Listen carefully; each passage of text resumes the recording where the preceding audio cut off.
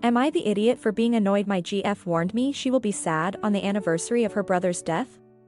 My F29 girlfriend, F35, and I have been together 6 months and just moved in together.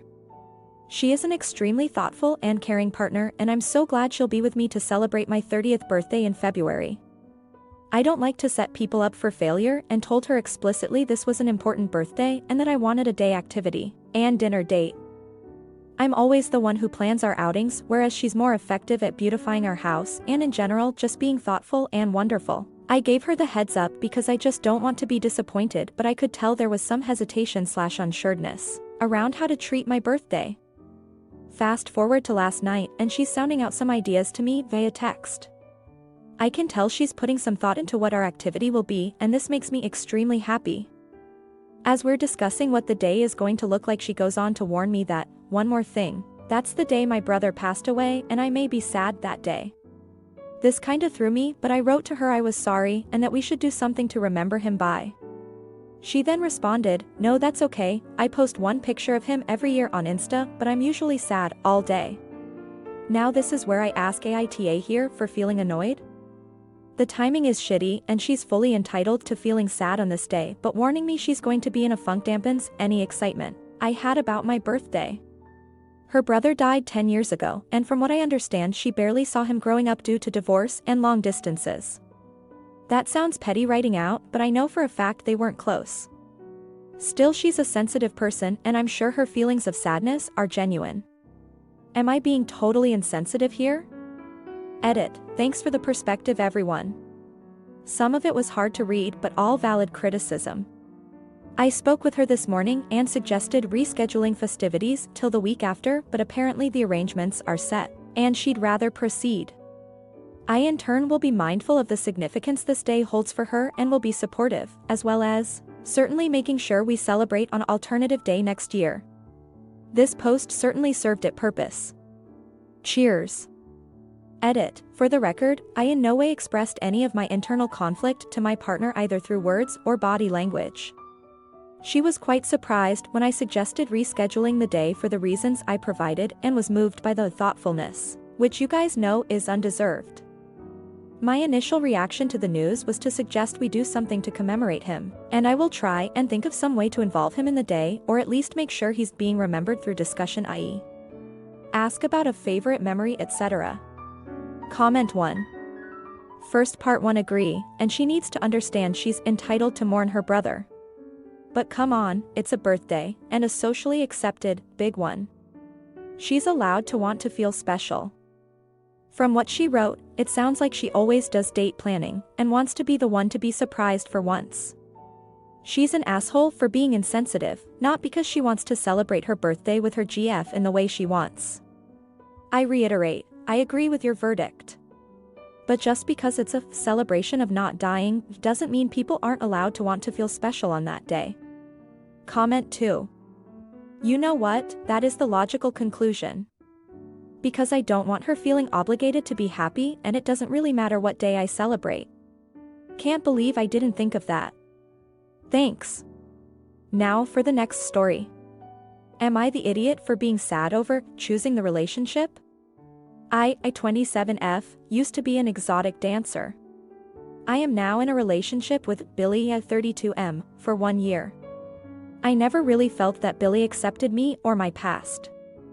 For example, in arguments, he brings up that he worries he can't trust me because he believes patterns, and people in my profession have questionable patterns.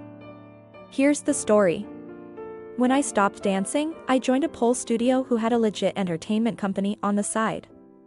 I did a couple of small gigs with them, themed dances at bars on portable poles, before Billy and I moved in together 3 states away for his new job in July. I left behind everything for the relationship. The company recently contacted me that they needed another high-level dancer for a major concert at the biggest venue in town. I would have been on stage with an international celebrity. The problem is, that celebrity wanted a sexy, scantily clad, high-heeled performance on said stage. Billy was 100% not okay with me taking the job because, what guy wants his girlfriend hypersexualized and half-dressed in front of a handful of people? We talked about it for hours, even with our couple's therapist. I initially decided to go and Billy threw a fit. He threw his phone, ignored my I love yous, avoided me, and actively withheld affection for over 18 hours. He later told me that I had chose this gig over the relationship, first time I heard that, and that he felt unheard. So, I caved and declined the gig. I really did see his point and his behavior was too much. Now I've been crying for hours as all my old friends are preparing for a big FN deal and Billy can't seem to understand why. He's a completely different person now, affectionate, comforting, yet upset that I'm not matching his effort to move past this. I just want to be sad and mourn the loss of this opportunity. I don't want the source of my pain to be what comforts me tonight. AITA for being sad about making a decision for him and his feelings. Edit. Wanted to clarify that my career is no longer in dance. I do nonprofit work now and so part of Billy's arguments is that I need to grow up and not put my new career in jeopardy, but I don't think getting a high-level gig like this would do that. Comment 1. He wants you to pretend you were never a dance. You need to find someone who absolutely loves you. I used to pole dance, learn to lap dance, and ballroom dance. My partner loves all of those things. When my back gets better, he wants to see all of them. He encourages me to dress how I want even if it's sexy and shows a lot of skin because it's what I like and he knows I chose him. And he chose me, so I'm dressing like that for me and him not for other people. He knows others will look, but he doesn't care because I'm not looking at them. Comment 2. Yeah.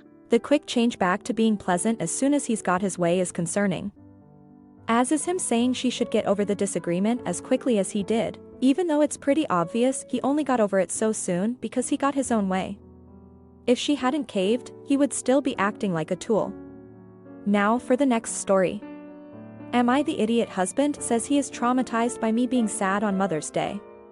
Yesterday, lawn care was on the menu and I asked my husband if a weed whacker would be a good Father's Day gift. I want to get him something that he wouldn't buy for himself but that he will actually use. He's not much for sentimental trinkets as I am. My other ideas included a grill, but with meat prices, I don't foresee us grilling out that much. A new belt with sweet message burned on the inside. A new pocket knife with sweet engraving because the clip on his is kinda dying after 5 years. I've been thinking about it for the past 2 months already. Our son is only 1.5 years old so he's not really old enough to give gifts himself. But when I asked, he responded saying he didn't want to talk about it or even think about it because Mother's Day had traumatized him. For reference, he didn't get me anything for Mother's Day, didn't plan anything, didn't make anything in advance. After about 3 hours of being awake, I asked if we were doing anything for Mother's Day, and he said, "Well, we can draw a picture together with son if you want." He hadn't even said Happy Mother's Day to me at all.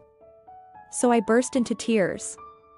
He didn't seem to understand that for a handmade gift, he should have made something ahead of time and had it ready to give. I figured I should just clean, and while I was in the closet organizing baby clothes and crying, he got out my art supplies and slapped son's hands on the paper with some paint and some of his favorite words wrote around them. He presented it to me without saying the words Happy Mother's Day still, but I did say thank you.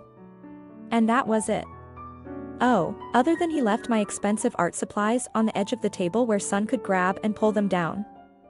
That's where I found them an hour later when I was done in the closet. So I then cleaned up and returned them to the rest of my art supplies upstairs. And I cried off and on the rest of the day, and the next. And even a little 2 days later. He said at one point he thought that they would be enough, himself and son, I guess just existing? Without telling me Happy Mother's Day, I asked him if he remembered his Father's Day the year before where I basically threw him on an all-day party, and got him a gift from our son and a little gag gift from me. And made like a 17-foot banner that stretched from one side of our living room to the other. Special cooked his favorite breakfast and dinner. And I told him that I had tried to lead from example last year by treating him the way I wanted to be treated. I tried to explaining that I just wanted something that indicated he thought about it ahead of time and appreciated all I do as a mom. Am I the asshole for crying for days about Mother's Day being forgotten and crappy, thus traumatizing my husband? Update: I am reading each and every comment. I will stop being an asshole to myself. I have asked him to set a day and time soon when he will have the capacity to talk about this. This is a thing from our past couples counseling. B. During the talk I am still choosing the words, but going to insist that if we have any chance at all he has to at least see and talk to his PCP about his depression, and get starting on whatever plan of action they come to for that.